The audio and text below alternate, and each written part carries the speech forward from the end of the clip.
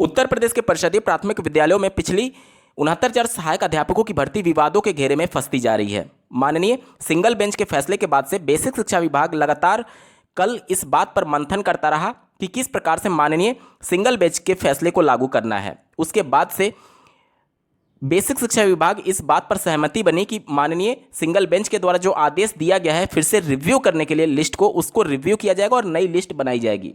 इस पर क्या कुछ प्रभाव पड़ेगा पूरी भर्ती प्रक्रिया पर, इसके रिगार्डिंग डिटेल में बात करेंगे। और ये सिर्फ उन अभ्यर्थियों से जुड़ा हुआ मामला नहीं है जो कि सीधे तौर पर प्रत्यक्ष या फिर अप्रत्यक्ष तौर पर 69,000 में चयनित है या फिर अभी एक तरीके से अचयनित है, बल्कि उन अभ्यर्थियों के साथ भी डायरेक्टली जुड़ा हुआ है जो कि नई प्राथमिक स्तर की शिक्षक भर्ती का वेट कर रहे हैं। नमस्कार दोस्तों, मेरा नाम है नीरज और आप देख रहे हैं करियर बिट यूट्यूब चैनल। अगर आप इस चैनल पर पहली बार विजिट कर रहे हैं तो इसको सब्सक्राइब करते हुए बेल आइकन को प्रेस करना ना भूलें। माननीय सुप्रीम कोर्ट के द्वारा जब 2017 में शिक्षा मित्रों का समायोजन रद्द किया गया था तो उसके दो प्रमुख कारण थे। पहला कारण ये था कि बहुत से शिक्षा मित्र टेट क्वालिफाई नहीं थे और बिना टेट क्वालिफाई भी उनको समायोजित किया जा रहा था। और दूसरा प्रमुख कारण ये था कि बिना भर्ती का विज्ञापन जारी किए हुए ही शिक्षा मित्रों को समायोजित किया जाता है, जिस पर माननीय सुप्रीम कोर्ट ने यह आदेश दिया कि नए बीएड बीटीसी अभ्यर्थियों को भी शामिल कराया जाए। यानी कि नए बीएड बीटीसी अभ्यर्थियों के भी अधिकार का हक है कि अगर एक भी नया पद जोड़ा जाता है तो बिना भर्ती के विज्ञापन के नहीं जोड़ा जा सकता। यहां पर 69,000 सहायक अध्यापकों की भर्ती में जैसा कि आपको ज्ञात होगा कि माननीय सिंगल बेंच के द्वारा जो पहले से चयनित अभ्यर्थी हैं उनको डिस्टर्ब ना करते हुए फिर से रिव्यू करने के लिए आदेश दिया गया है। और नई लिस्ट में जाहिर सी बात है जब फिर से रिव्यू किया जाएगा तो कुछ चीज़ें बढ़ेंगी भी और कुछ चीज़ें घटेंगी भी। यानी अंदर जो कैंडिडेट है वो बाहर जाने के भी रास्ते हैं और जो बाहर कैंडिडेट है वो लिस्ट में आ भी सकते हैं। तो जाहिर सी बात है जब उनको बाहर नहीं निकाला जाएगा या फिर माननीय सिंगल बेंच के द्वारा जो पॉलिसी बना करके राज्य सरकार को निर्देश दिया गया है कि इनको समायोजित किया जाए तो जाहिर सी बात है पद जोड़ने ही पड़ेंगे। अब जब पद जुड़ेंगे तो सीधे तौर पर ये उन अभ्यर्थियों का अधिकारों का हनन होगा जो कि नई प्राथमिक स्तर की शिक्षक भर्ती का वेट कर रहे हैं। क्योंकि बेसिक शिक्षा विभाग या फिर किसी भी की गलती हो जिसकी वजह से ये पूरा रायता फैला हुआ है, उसका खामियाजा नए बीएड बीटीसी अभ्यर्थी क्यों भुगते। अब यहां पर सबसे बड़ा सवाल आता है कि किस प्रकार से इस भर्ती में विवाद घिरते जा रहे हैं, इसके बारे में एक एक करके बात कर लेते हैं। माननीय सिंगल बेंच ने जब रिव्यू करने के लिए बोला है तो जाहिर सी बात है जो कट ऑफ अभी है अनरिजर्व कैटेगरी के लिए 67.11 वो भी परिवर्तित हो जाएगा। क्यों परिवर्तित होगा? क्योंकि माननीय सिंगल बेंच के द्वारा जो आदेश दिया गया है कि 90 जो कि क्वालिफाइंग मार्क्स था कैटेगरी के लिए, 90 से 96 के बीच में जो भी कैटेगरी वाले अभ्यर्थी अनरिजर्व कैटेगरी में सेलेक्ट हुए हैं उनको उनके ही कैटेगरी में सेलेक्ट करने का आदेश दिया गया। सीधे सा मतलब ये समझ लीजिए कि ओवरलैपिंग जो हुआ है ओबीसी एससी एसटी का जो कि 90 से 96 नंबर के बीच में है और फाइनल गुणांक जिसमें उनका एकेडमिक 40% और सुपर टेट का 60% मिला करके अगर फाइनल गुणांक उनका 67.11 या फिर इससे ज़्यादा बन रहा था तो वो सेलेक्ट हुए होंगे अनरिजर्व कैटेगरी में। माननीय सिंगल बेंच ने कहा है कि 2 बार आप आरक्षण का लाभ नहीं दे सकते। एक बार तो कैंडिडेट ने आरक्षण का लाभ ले लिया कि 90 नंबर पर वो क्वालिफाई हो गया और 97 से नीचे जितने भी हैं यानी 96 नंबर तक, 90 से 96 नंबर तक वो आरक्षण का लाभ लेते हुए चयनित हुए हैं। अब अगर उनको फिर से अनरिजर्व कैटेगरी में डाल दिया गया तो ये आरक्षण दोहरा आरक्षण माननीय सिंगल बेंच ने माना है और इसके हिसाब से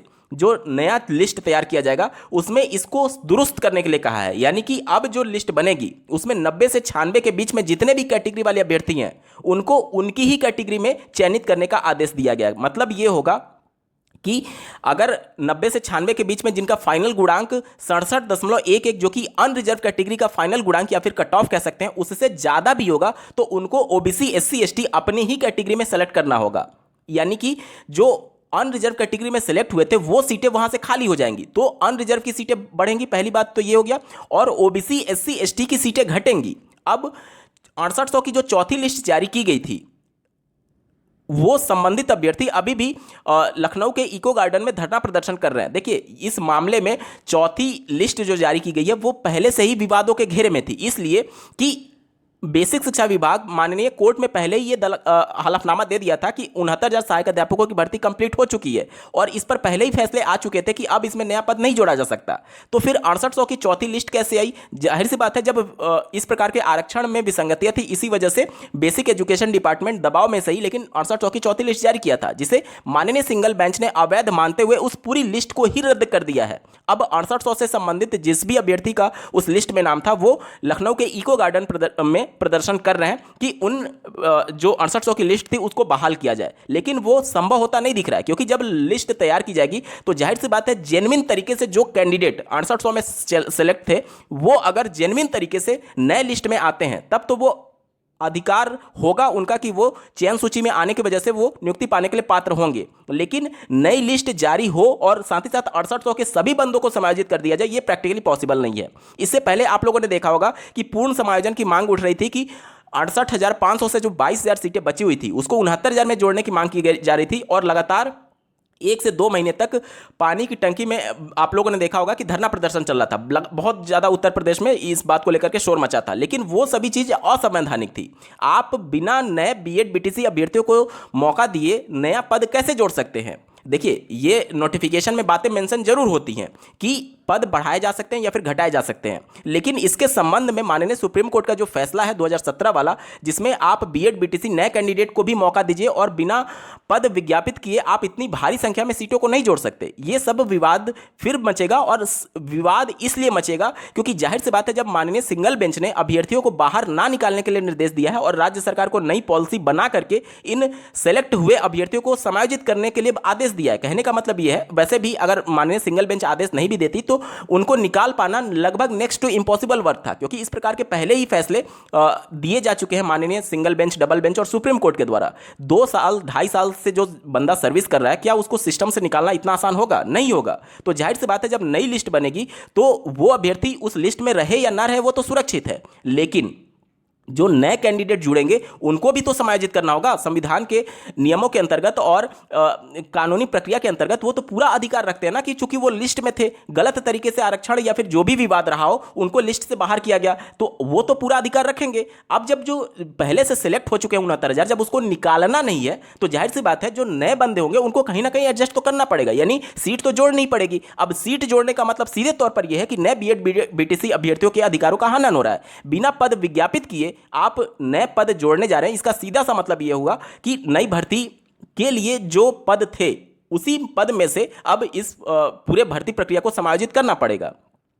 दूसरा, इसमें यह मांग उठ रहा है कि पूरे सभी अभ्यर्थियों को समायोजित कर दिया जाए। तो 1,46,000 अभ्यर्थी इस परीक्षा को क्वालिफाई किए थे। क्या यह प्रैक्टिकली पॉसिबल है कि सभी को समायोजित कर दिया जाए? प्रैक्टिकली पॉसिबल ही नहीं है। फिर तो जो 4 साल 5 साल से शिक्षक भर्ती का वेट कर रहे हैं वो तो बेवकूफ़ हो गए। और माननीय सिंगल बेंच, डबल बेंच या फिर सुप्रीम कोर्ट इस प्रकार का कभी भी आदेश नहीं देगी कि सभी को समायोजित कर दिया जाए।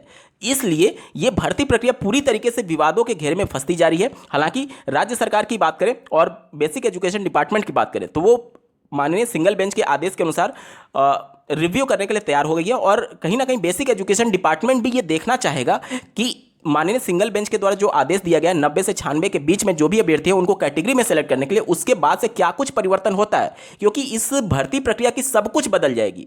जब एक तरीके से फिर से रिव्यू किया जाएगा और 90 से 96 अभ्यर्थियों को उनकी कैटेगरी में सेलेक्ट किया जाएगा तो जो जनरल का कट ऑफ है, जो ओबीसी का कट ऑफ है, एसटी का कट ऑफ है, सब कुछ बदल जाएगा। पूरे तरीके से इस भर्ती प्रक्रिया नए सिरे पर आ चुकी है लिस्ट बनाने के संदर्भ में।